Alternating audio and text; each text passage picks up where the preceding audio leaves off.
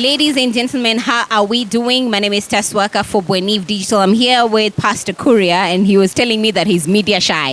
Can you imagine that? But Pasi, it's good to have you. I just need you to just say first, Salimia Bwenieve Digital family.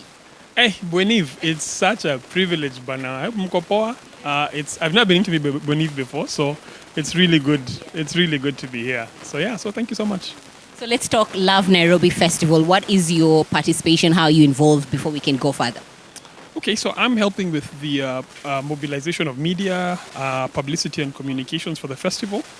Obviously, it's still a few months away, so we have quite a bit of work to do in terms of just getting the word out there and letting people know about the festival, what it is about, when it's happening, and so on and so forth. But it's an exciting festival. I'm looking forward to it.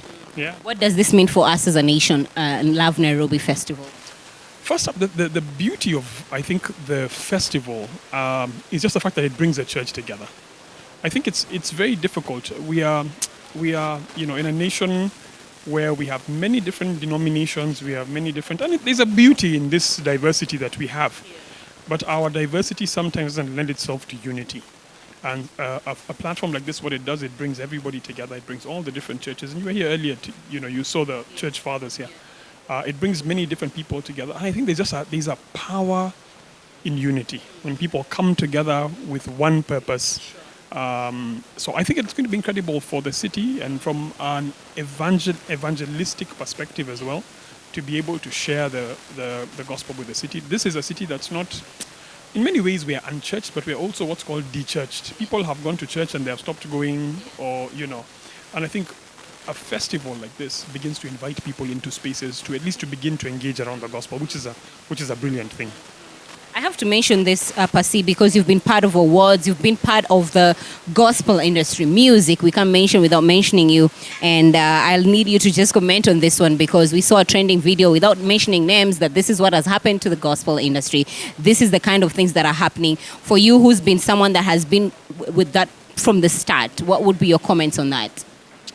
Well, I think every industry goes through its ebbs and its flows, its ups and its downs. I think as an industry, we've gone through ups and downs before.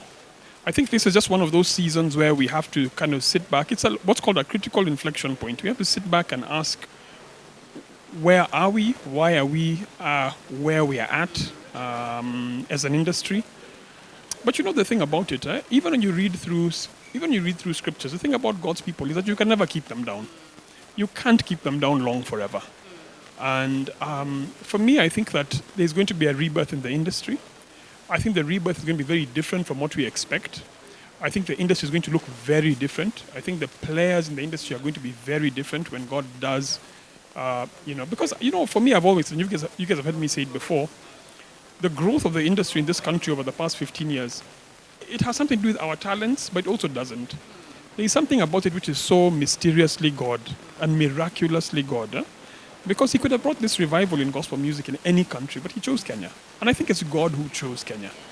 And I don't know if we were completely faithful with what God put in our hands, but God always, his gifts over his people are irrevocable. And what I do believe is that there's going to be a different season for the industry. And we just have to trust God for that, because his heart beats for people. His heart beats for... The industry was speaking to young men and young women. God's heart beats for them. That will never stop. And he'll always raise up prophets, priests, apostles, and those could be musicians who are going to be able to speak to, the next generation differently. So I'm hopeful about what's going to come. I think maybe we're not faithful in the season that it was handed to us, but I'm hopeful and excited about what God is going to do, because he's going to move without a doubt. Well, that's Pastor Kuria for you. This is Bwenieve Digital. My name is Tess Waka.